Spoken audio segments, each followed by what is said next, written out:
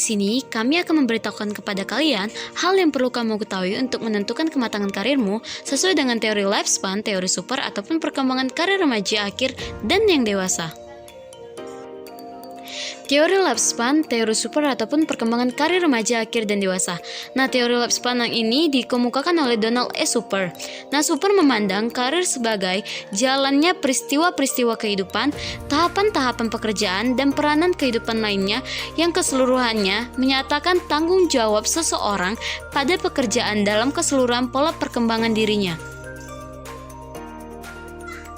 Nah, selanjutnya Super menyatakan bahwa karir yang akan dilalui oleh seseorang dipengaruhi oleh beberapa faktor. Nah, di antaranya yang pertama, faktor yang terdapat pada individu itu sendiri yang berkaitan dengan bakat, minat, kemauan, sikap, kemampuan intelektual, dan berbagai potensi diri lainnya.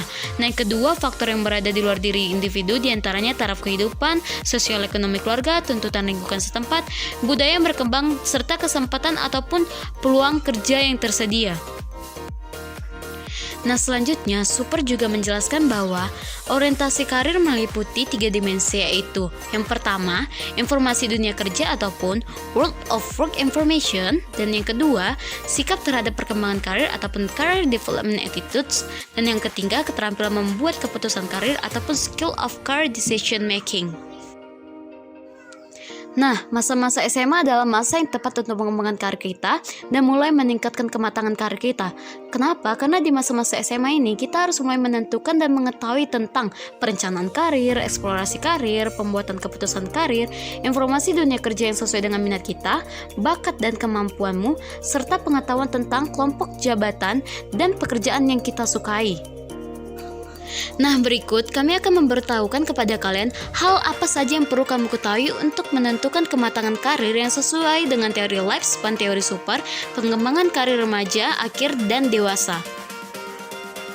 Yang pertama, perencanaan karir atau career planning. Dalam perencanaan karir akan mendalami yang pertama mempelajari informasi karir, membicarakan karir dengan orang dewasa, mengikuti kegiatan tambahan untuk menambahkan pengetahuan tentang keputusan karir, berpartisipasi dalam kegiatan ekstrakurikuler, dan 5. Mengetahui kondisi karir yang diinginkan. Yang selanjutnya juga ada mengetahui persyaratan pendidikan untuk pekerjaan yang diinginkan, dapat merencanakan apa yang harus dilakukan setelah tamat sekolah, mengetahui cara dan kesempatan memasuki dunia kerja, dan yang terakhir mampu mengatur waktu luang secara efektif. Nah, yang kedua ada eksplorasi karir atau career exploration.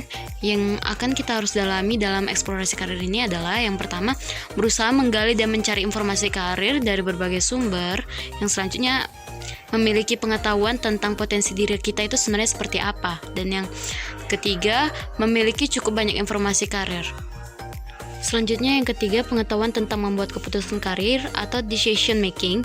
Nah, dalam keputusan karir ini kita harus mempelajari tentang yang pertama itu mengetahui cara membuat keputusan karir, mengetahui langkah-langkah membuat keputusan karir, mempelajari cara orang lain membuat keputusan karir, dan yang terakhir itu menggunakan pengetahuan dan pemikiran kita dalam membuat keputusan karir. Yang keempat ada pengetahuan ataupun informasi dunia kerja atau world of work information. Nah, di dalam informasi dunia kerja ini yang harus kita ketahui adalah yang pertama itu pengetahuan tentang karir yang sesuai dengan minat, bakat, dan kemampuan yang kita miliki. Nah, yang kedua itu pengetahuan tentang sikap, perilaku yang harus dimiliki saat memasuki dalam dunia pekerjaan itu. Nah, yang kelima ada pengetahuan tentang kelompok jabatan atau pekerjaan yang disukai ataupun knowledge of preferred occupational group. Nah, yang harus kita ketahui tentang kelompok jabatan ini adalah yang pertama, mematuhi tugas dari pekerjaan yang kita inginkan. Yang kedua, mengetahui sarana yang dibutuhkan dari pekerjaan yang diinginkan juga. Nah, yang ketiga, mengetahui persyaratan fisik dan psikologis dari pekerjaan yang diinginkan. Dan yang terakhir, mengetahui minat dan alasan yang tepat dalam memilih pekerjaan. Nah, sekian yang dapat kami bagikan. Semoga bermanfaat. Terima kasih.